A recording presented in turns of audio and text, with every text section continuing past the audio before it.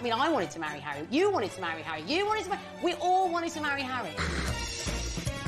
We've already seen the incredible twists and turns of Meghan's life that led her to Prince Harry. She's devoted her time to good causes. I don't think it's right for kids to grow up thinking these things. Risen to stardom. When she landed the role in Suits, Meghan became a legitimate, bona fide celebrity. And mix with the London set. She was sitting in the royal pretty much. She's like an arm's throw away from Pippa Middleton. We've charted the incredible journey that took her from the streets of LA. I'm a California girl, born and raised. All the way to the doors of Kensington Palace. It really has just been a fairy tale, hasn't it? She's won the heart of her prince. Harry, when did you know she was the one? Very first time we met. And got that ring on her finger. It was a true marriage of Hollywood royalty with British royalty. But it's still a long walk to the altar. And until she sails down that aisle, nothing is guaranteed. She verged on the political. The royals don't do that. All sorts of problems were coming Meghan's way. From disapproving family members... You are interested in helping those less fortunate than yourself. It really should begin at home. To fallout over the invite list. Have you got an invite to the royal wedding? Have I? Yeah. Not that I know. So how did Meghan take on her critics and ensure the path of love ran smoothly? She does what any of us would do. Hashtag ignore, ignore, ignore. If you fancy bagging a prince, tonight, our step-by-step guide continues as we open the next chapter in the story of Meghan and her prince.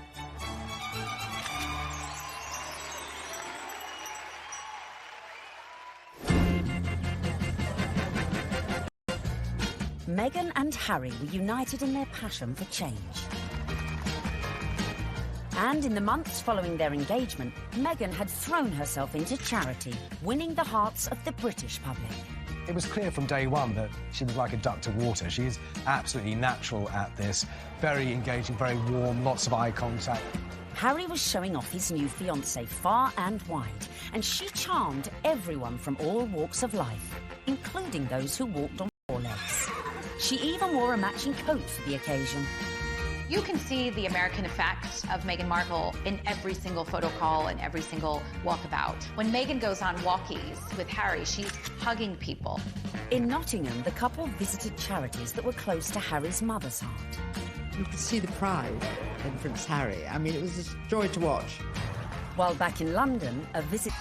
Everyone is listening, and I'm in the same room as the royal couple right now. They actually shook my hand. I didn't expect that. I thought, you know, it would just be a distance. They were pretty cool.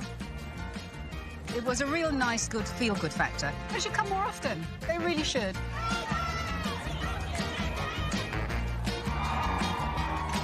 Slowly but surely, the British public was falling in love with our Meg. But would this be the case with the in-laws? The next step in Meghan's journey would be getting to know the firm. And the hotly debated topic of her background was never far from the fore. You be Harry, and I'm gonna be the, Queen Elizabeth, since I got this on, right? And you telling me about your girlfriend, okay? Hello, Harry. Grandmother, I met this beautiful woman, and she just happens to be mixed race. Step 6 in our guide to bagging a prince is charming the in-laws. One of the things I found really amazing when I was charting this story was just how warmly welcomed Meghan had been into the royal fold right from the early stages. The early meetings with William and Kate and Charles and Camilla, they were very welcoming.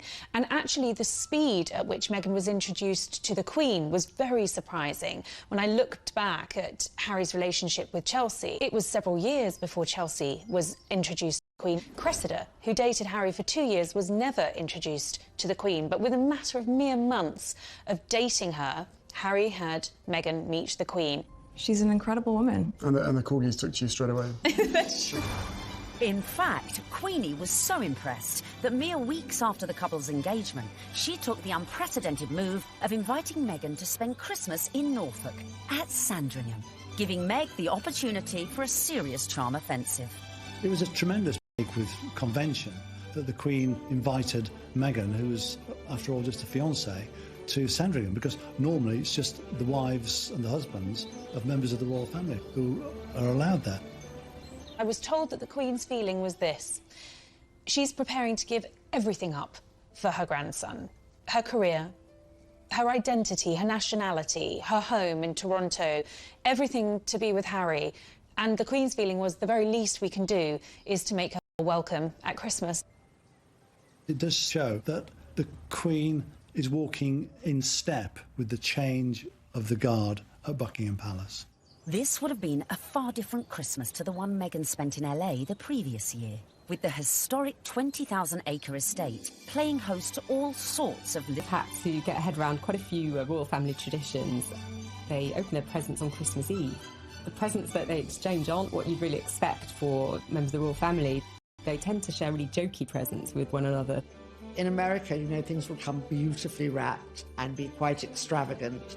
And this is the other end of the sphere. You're admired if you find somebody's given you an unusual spoon to stir cakes in or an unusual thing to keep your corgis in. Meghan would have to embrace all these funny little customs, and clearly she did. After spending the night in her unfamiliar surroundings, the bride-in-training faced her public in that most royal of festive traditions. The post-service walkabout at St Mary Magdalene Church. Well, the Sandringham church photo is the timeline through history. You have a snapshot every year of those people closest to the throne. Now, often you're looking at a picture of a child who was barely able to walk perhaps a year ago, and suddenly they come out of the church. That image will change. In a few years' time, we'll have those couples and their children will be going to church. In a few more years' time, and you may not have the older generation. This year, of course, was Meghan's year. The presence of the royal fiancé drew crowds that were even bigger than usual. The world's media was also out in force, but it was a member of the public who would snap the photo that cemented just how much Meghan was in with the younger royal crowd. Unfortunately for all the photographers on the ground, they just didn't quite seem to get a clear shot, and in the end it came down to a member of the public, a lady called Karen Anvil. It was like a Mexican wave of cheers, so you knew they were coming. The photographers at the other end, and they just happened to look over. And I took one photo, that's the thing. I took one photo, and it was, yeah, the right one. When we saw that shot, it was an absolute no-brainer that it was going to be our cover shot, because it was the only one that had captured that moment, the four of them together. And, you know, it symbolised quite a lot in terms of the royal family and where they're going in future. So, yeah, I mean, we were delighted to use it on the cover. And just like that, the Fab Four were born. Clearly, Meghan was well and truly fitting into the royal club. Just like the Queen, it seems the rest of the family were equally charmed by Harry's beau from across the pond. Another tick for Meghan. William was longing to meet her, and so was Catherine. And Catherine's been absolutely wonderful, amazing, as is William as well. You know, fantastic support. And then my father as well. We had a handful of teas and meetings. She found herself a true fan in the Duke of Edinburgh, and he was apparently hugely impressed with how well-read Meghan was. Meghan was now in with the in-laws. But coming up, events were to turn increasingly tricky. Dealing with critics from near. I think she's trouble. Because of her background, I thought that she could, not would, but that she could be trouble. And far. I think the very fact that Samantha wanted to do a book called The Diary of Princess Pushy's Sister implies that maybe she was not over fond of her younger half-sister.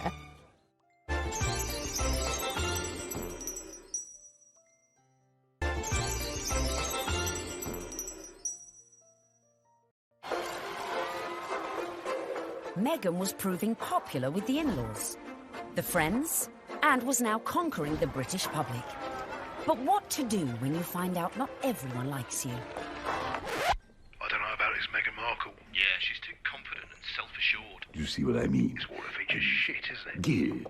Oh my God, I thought I was doing so well.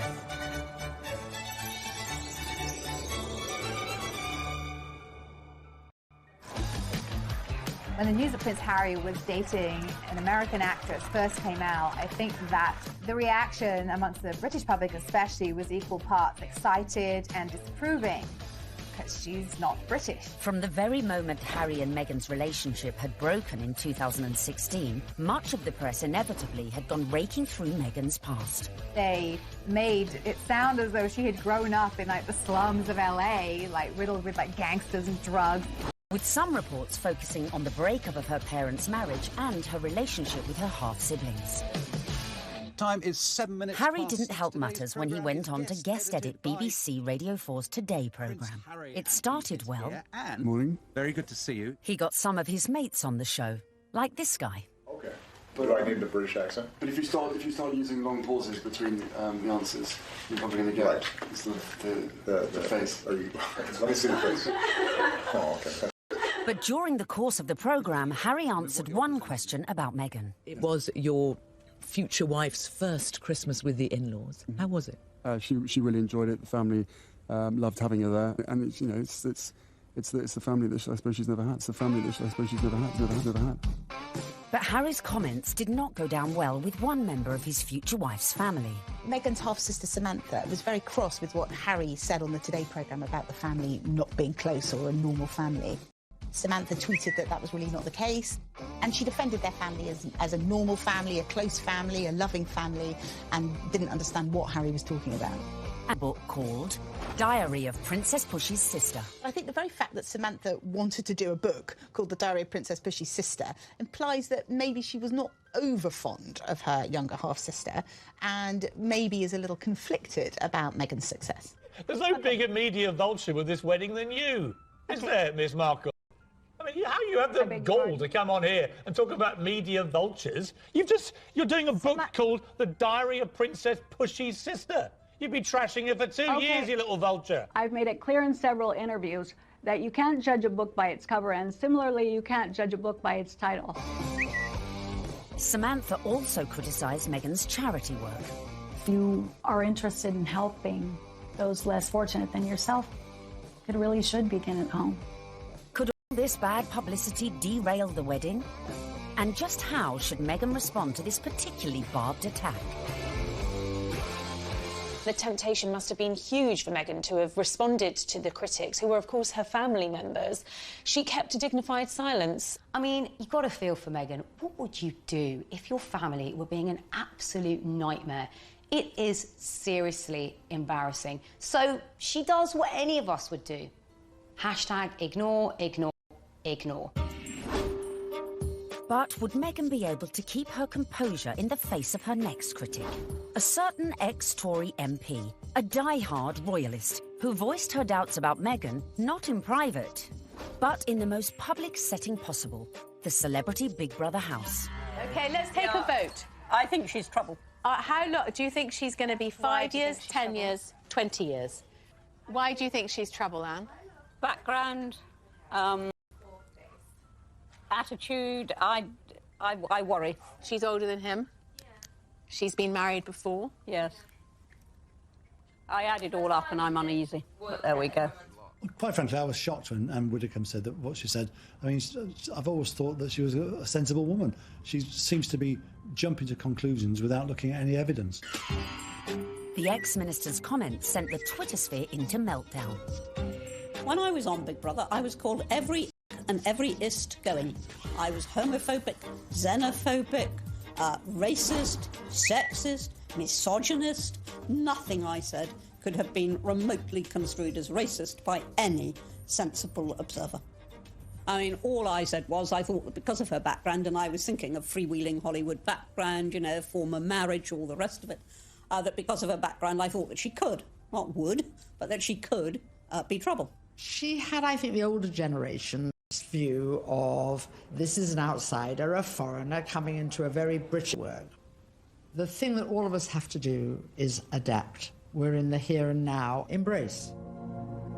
But one woman who was not prepared to embrace was Jo Marnie, girlfriend of then UKIP leader Henry Bolton, who sent a series of racist texts. Even then, Meghan kept quiet. The royals' mantra is often put up, shut up. You Can't be seen to always answer back. You do have to put up at points. So actually her approach, maintaining that dignified silence, not justifying or even giving any credence to these claims, some of which were really quite unpleasant, well, it was a very royal approach to things. Look, Meghan is showing the makings of a true princess. You've got to have that decorum. You've got to, on some occasions, actually, you know, keep silent and pick your battles. Even more flack came Meghan's way when she took to the stage with her potential prince, his brother and Kate at the Royal Foundation in February 2018. People say, well, you're helping women find their voices. And I fundamentally disagree with that, because women don't need to find a voice. They have a voice, they need to feel empowered to use it, and people need to be encouraged to listen.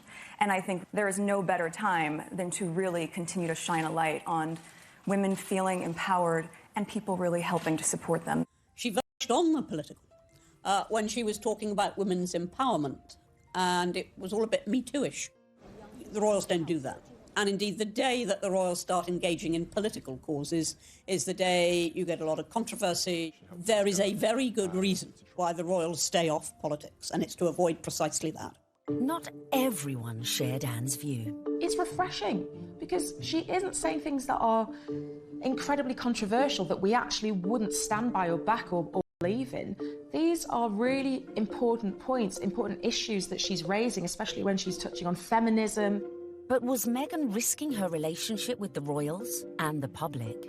She's clever. She's using her voice in a good way, and she has actually been backed by the palace. But still the criticism came, and the palace had to release a statement defending her. Was this one step too far? This is the first time that we've heard anyone associated with the royal family talking about those campaigns. The Kensington Palace stressed that it would have been impossible for Meghan to talk about issues surrounding female empowerment without talking about those campaigns. Well, I think that by touching on the Me Too campaign, Meghan probably knew that there was going to be some kickback, and indeed there was. But actually, she got far more people saying, this is great, this is what the royal family needs to be doing more of. Phew. Looked like Meghan had found just the right balance to please the palace. So, next step in our guide, embrace your prince's religion.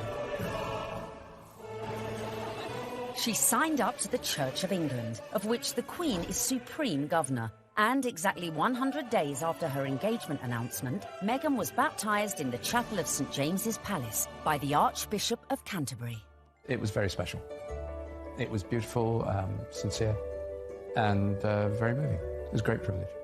Although she had attended a Catholic school in LA, Meg had a Protestant background. Her father was a member of the Episcopal Church of the United States. It would not have been an enormous step, to get baptised, but it was a big step in a way.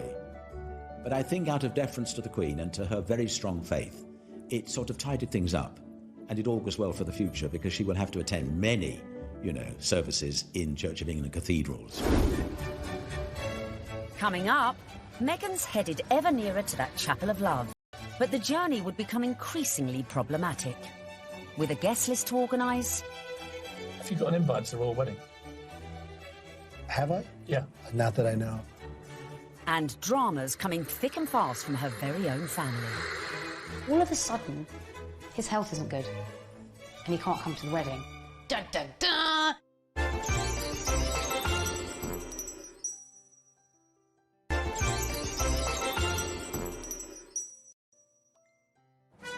Welcome back, where we find Meghan almost at the final furlong of her romantic journey. But managing your wedding carefully was not to prove so easy for our Meg. First hurdle, the date. The wedding of Prince Harry to Meghan Markle. The date, the 19th of May, 2018. Recent royal weddings had all been held on weekdays, but not this one.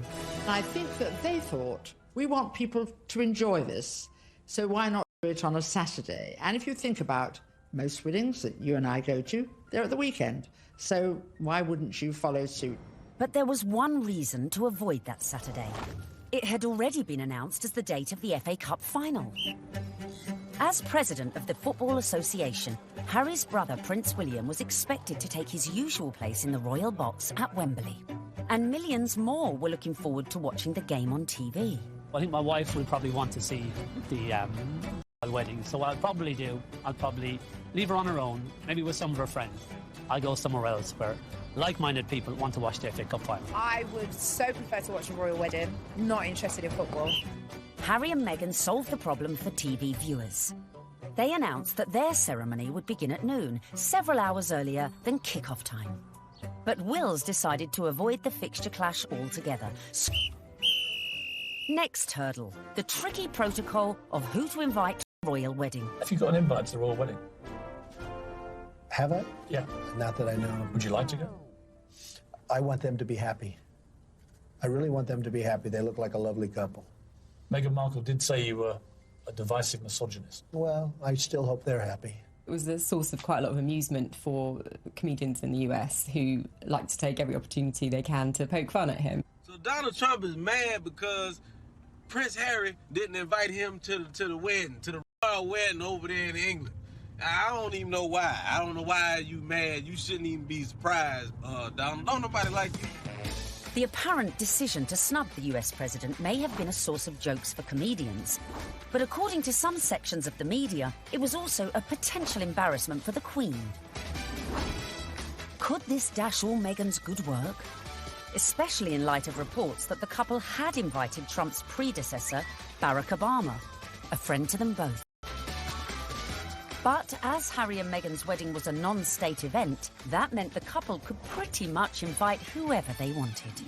This is not a state occasion, this wedding. He can invite his friends and Meghan's friends. He doesn't have to invite Trump. It's as simple as that. So the date was set, the invites were out, the corgis were brushed, and all was looking rosy for the big day, and for Meghan to finally become Mrs. Prince Harry. Until... That week lead up to the wedding was like watching an episode of EastEnders. It was an extraordinary week, completely overshadowed by the debacle over Mr. Markle. We were told that Thomas Markle would be walking his daughter down the aisle. In fact, a story that broke the weekend before in the Mail on Sunday undid all of that. Thomas Markle was revealed to have been staging fake pictures for the press to bolster his image pre-wedding for the reported sum of $100,000. First of all, the pictures are leaked. Her dad is posing for pictures with paparazzi. Such was the embarrassment Mr. Markle felt he'd caused to his daughter that at the 11th hour he pulled out of the wedding. It got so confusing. It was like, is he going to be coming to the wedding? Isn't he? Meghan, I was told, was utterly heartbroken. She said that she forgave him for the photographs and she wanted him there to walk her down the aisle on the big day, and he agreed that he would do it. Until, all of a sudden, his health isn't good and he can't come to the wedding. Dun, dun, dun. Thomas Markle said he felt that the heart attack had probably been brought about by his son to get out of this wedding, and that his sister was nothing but trouble. The whole of the country was talking about this. What is going to happen? And then finally, we had a statement. It was a roller coaster of emotions, in fact prompted Meghan to issue her very first solo public statement, and very tellingly that statement began with the word sadly. Must have been really difficult, because in the end, you know, it was announced that her father wasn't be coming. Added to that, parts of the family just descended en masse without an invitation.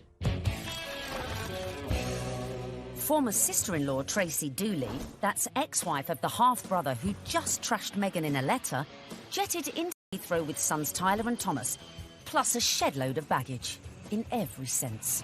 There's more likelihood that I would have got an invite. They turn up, got all the suitcases, you see them having their pictures taken in the airport, you're thinking, what is going on here? Because apparently they either think they're going to get a last-minute, you know, somebody cancelled, you can come to the wedding now, or they're just going to make money off the British media and do loads of interviews. It's all about the... Be a pretty exclusive event. Right. So, I mean, if they feel like they would like to invite us, we'd be honored, and if not, we're going to be cheering her on and totally supporting her no matter what. And then on top of all of this, Meghan has to find out that her nephew Tyler is growing cannabis and has even called his special batch the Markle Sparkle. I mean, it was just disastrous from start to finish, and I think actually everyone, not just Meghan, was pleased when they packed their bags and went right back to where they came from. Cue an epic sigh of relief at the palace. Despite all these problems, the wedding stayed on track, which brings us nicely to step 11.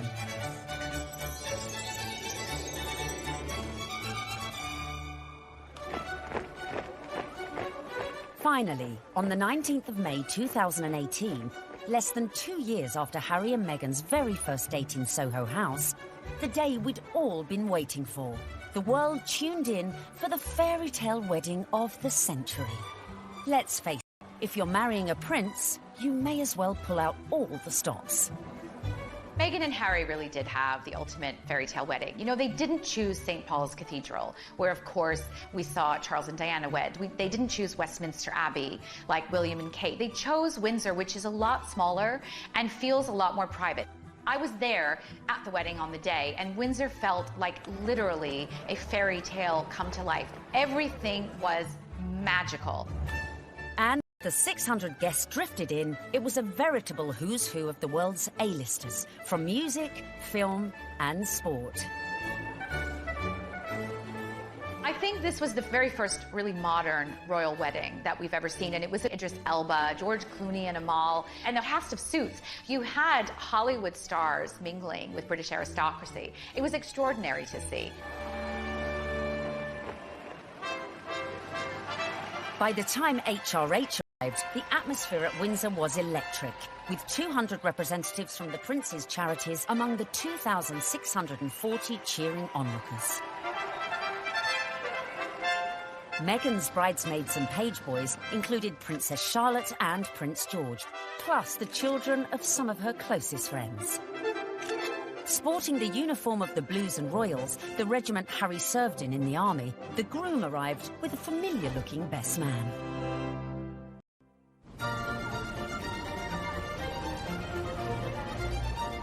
Right on cue, Meghan arrived with Mum Doria in the Queen's Rolls-Royce Phantom 4.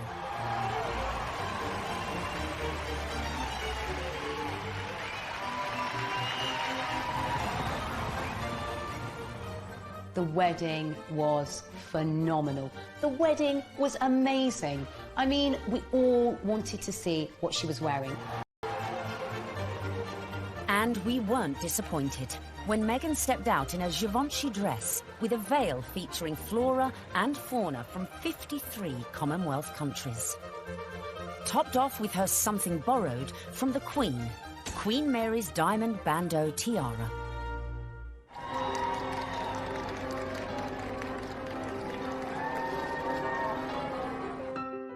But with an absent father, who would walk Meghan down the aisle? Prince Charles rises to the occasion.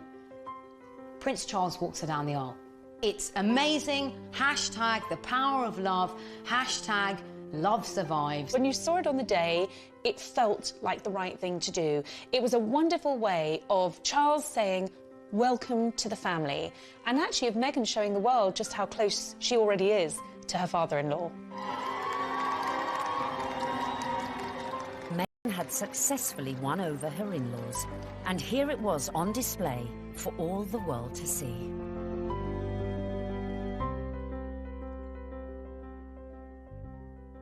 It was lovely. It was really lovely. It felt positive, and yeah, you couldn't help but smile watching it.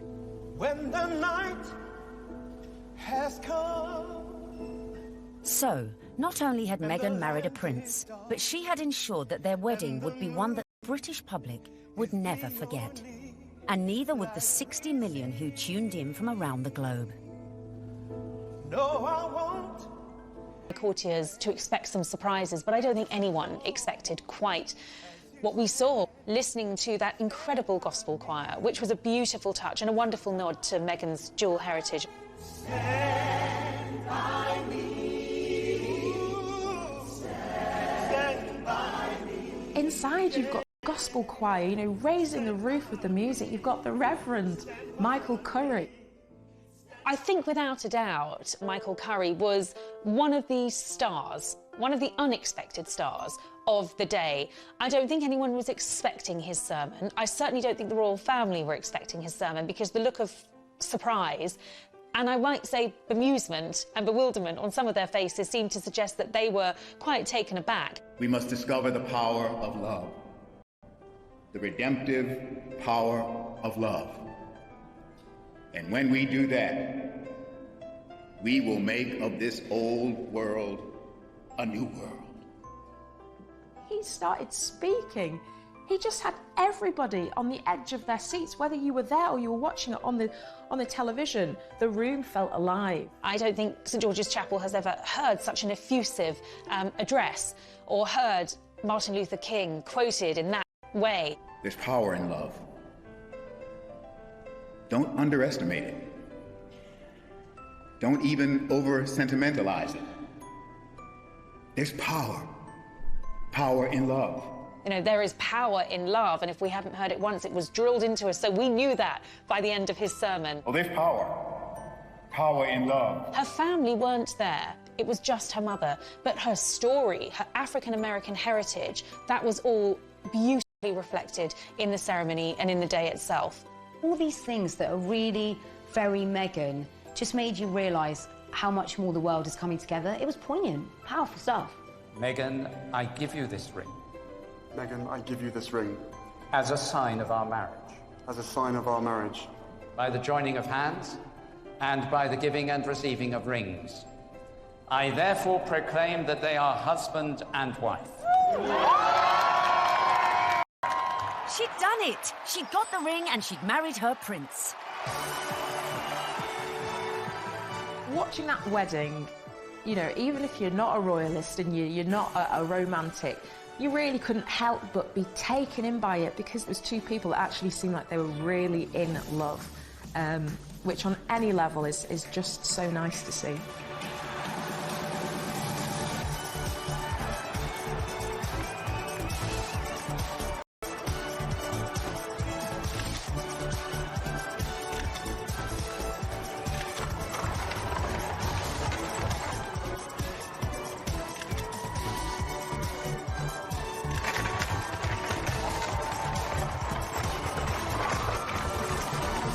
But the party was only just getting started. Serena Williams playing beer pong. I bet she aced it.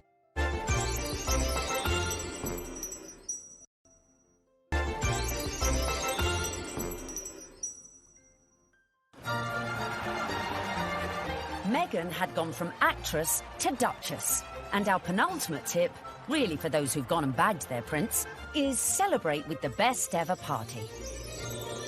Immediately after the wedding, the couple had all 600 guests back to St George's Hall for a wedding breakfast, which was hosted by Her Majesty the Queen. But the real golden ticket to that event was the private evening party, which was hosted at Frogmore that evening by Prince Charles.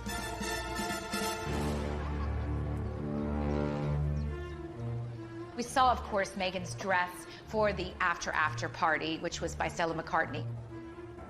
She looked glamorous. Harry looked like James Bond walking out of the palace to get into their vintage Jaguar. This was a very modern, sexy, gorgeous couple.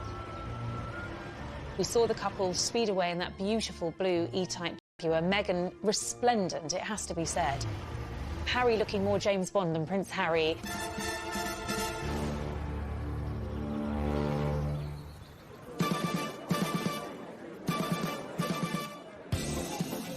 Anyone who was anyone was there, sipping on their When Harry Met Meghan ginger and rum cocktails. George and Amal, Serena Williams, James Corden and Idris Elba, who turned DJ for the night and span a few tunes. I was put forward to DJ. I really wanted to DJ. I would have done the best wedding set in the world. It must have been incredible. Everyone's probably a bit more relaxed, you know, a bit more loose, getting on the cocktails, having a chill. Everyone just wanted to know the juicy details of this VVIP party. Were these huge Hollywood stars and celebrities doing the same kind of things we do when we've been drinking since about midday? Yes, they were. Some wonderful tales of Serena Williams beating everyone hands down at beer pong, a drinking game that apparently Meghan and Harry loved. Serena Williams playing beer pong. I bet she aced it. Serena has since denied she played this game. Shame. But who knows? Maybe when they throw their next party. George Clooney serving up cocktails and whisking Meghan and Kate around the dance floor. William, Charles and Harry. Which we like to imagine look like this. Wheels, come on. Well, I it's suppose my I reception. could You're gonna... bust a few. Yeah, there you go. Oops, yeah, there you go. okay. Yeah, come You on. like that, brother? Yeah, twerk it, Wheels. Just sham on. Twerk it, Wheels. There you go. No, yeah. Oh, no, Grandmum just saw that. Bollocks. All right. Having an absolute laugh. I mean, was the Queen there? What was she doing? Was she watching it? Was she getting involved? It just sounds like, you know, the doors have been closed, the curtains have been closed, and it's like, right, let's go for it. Let's have a laugh. Let's enjoy this. I think it was just a fantastic night where the couple were able to really do things their way, from serving dirty burgers at midnight out of posh burger stalls in the grounds of Frogmore to handing out monogrammed slippers so that their guests in those 6-inch Louboutins or whatever they were wearing could actually rest their weary feet come the end of the night. And if you want to ensure you throw the best party ever, be like Meghan. Make sure your guests leave their phones at the door so you can let your hair down without any sneaky snappers. You don't want a repeat of the dramas of a previous royal wedding. 10 years earlier, the same venue had hosted the wedding reception of Harry's cousin, Peter Phillips, and his wife, Autumn Kelly, who provoked a scandal when, unbeknownst to most of the guests, they sold photos of the private bash to Hello magazine for $500,000. Generally, what happens in the private dues stays in the private dues. There are no cameras there, or none of our cameras are there. So what happened with Peter and Autumn's wedding is controversial and unusual. The junior royals host a wedding ceremony, which is where there's supposed to be the private situation, the most private the royals are ever in, inside their own home, for goodness sake. And they thought this was just photographers at a wedding and happily posed and grinned away. And then were quite amazed in a couple of weeks afterwards to see 59 pages of a Hello supplement dedicated entirely to things that they thought were private family shots. I think it went down like a lead balloon with many members of the royal family. Luckily, Harry and Meghan's wedding reception went off without a hitch, but with a bang. One of my favorite details about the whole thing is that Harry and Meghan snuck away at the after party. They went off to be together. And I think that speaks a lot about this couple. They are, above everything else, madly, genuinely in love with each other. Which leads us beautifully into the final step of our Bag of Prince guide. Live happily ever after. What will we see next? I think we will see them both just dive into work. I think there's a feeling about the two of them that they don't want to hang around. They want to get involved with their charities. She seems to be a woman with a mission, and I don't think it'll be. Also are desperate to start a family, and I think it won't be too long before we hear the patter of tiny royal feet. I think that's definitely high up on the agenda.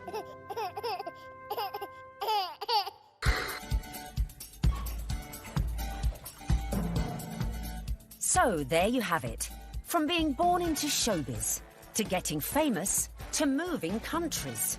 Making moves in royal circles, charming the in-laws, and staying silent in the face of criticism. Meghan Markle might not have set out to bag a prince, but follow her lead, and maybe you could do it too.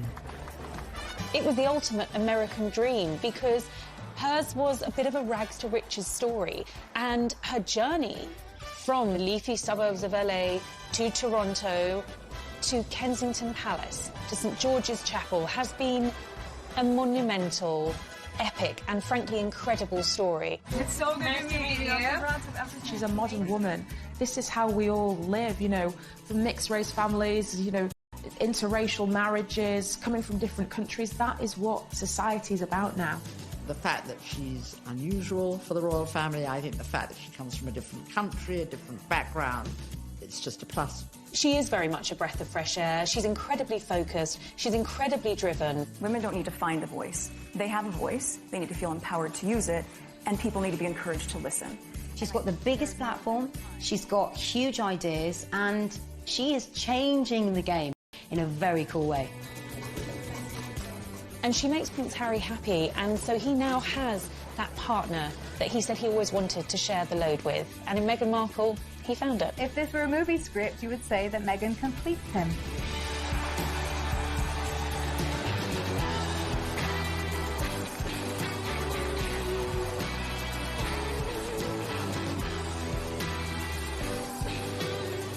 It's an incredible rags to riches It's amazing. I'm so jealous.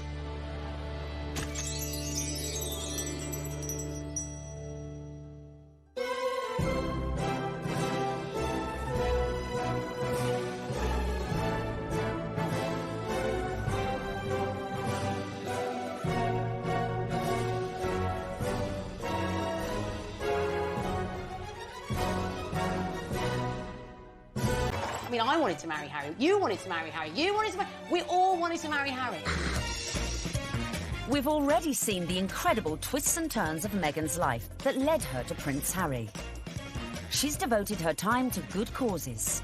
I don't think it's right for kids to grow up thinking these things. Risen to stardom. When she landed the role in Suits, Meghan became a legitimate, bona fide celebrity. And mix with the London set. She was sitting in the royal pretty much. She's like an arm's throw away from Pippa Middleton. We've charted the incredible journey that took her from the streets of LA. I'm a California girl, born and raised. All the way to the doors of Kensington Palace. It really has just been a fairy tale, hasn't it? She's won the heart of her prince. Harry, when did you know she was the one? Very first time we met. And got that ring on her finger. It was a true marriage of Hollywood royalty with British royalty. But it's still a long walk to the altar. And until she sails down that aisle, nothing is guaranteed. She verged on the political. The royals don't do that. All sorts of problems were coming Meghan's way. From disapproving family members... You are interested in helping those less fortunate than yourself. It really should begin at home.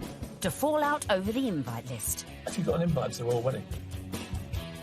Have I? Yeah. Not that I know. So how did Meghan take on her critics and ensure the path of love ran smoothly? She does what any of us would do. Hashtag ignore, ignore, ignore.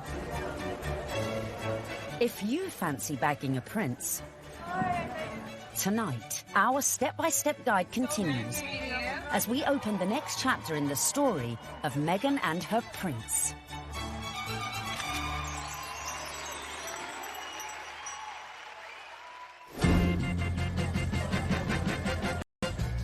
Meghan and Harry were united in their passion for change. And in the months following their engagement, Meghan had thrown herself into charity, winning the hearts of the British public. It was clear from day one that she was like a duck to water. She is absolutely natural at this. Very engaging, very warm, lots of eye contact. Harry was showing off his new fiancée far and wide, and she charmed everyone from all walks of life, including those who walked on four legs. She even wore a matching coat for the occasion. You can see the American effect of Meghan Markle in every single photo call and every single walkabout. When Meghan goes on walkies with Harry, she's hugging people. In Nottingham, the couple visited charities that were close to Harry's mother's heart. You could see the pride in Prince Harry. I mean, it was a joy to watch. While back in London, a visit... Everyone is listening, and I'm in the same room as the royal couple right now. They actually shook my hand. I didn't expect that. I thought, it would just be a distance. They were pretty cool. It was a real nice, good, feel-good factor. They should come more often. They really should.